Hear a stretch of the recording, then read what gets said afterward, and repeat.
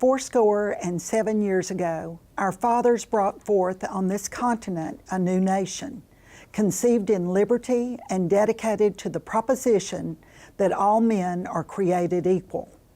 Now we are engaged in a great civil war, testing whether that nation or any nation so conceived and so dedicated can long endure. We are met on a great battlefield of that war.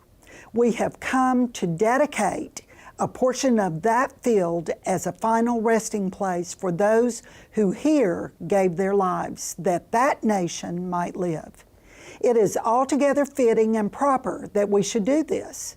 But in a larger sense, we cannot dedicate, we cannot consecrate, we cannot hallow this ground.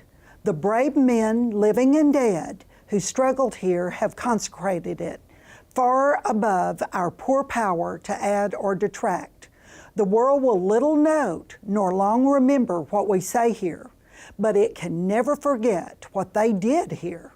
It is for us, the living, rather to be dedicated here to the unfinished work which they who fought here have thus far so nobly advanced.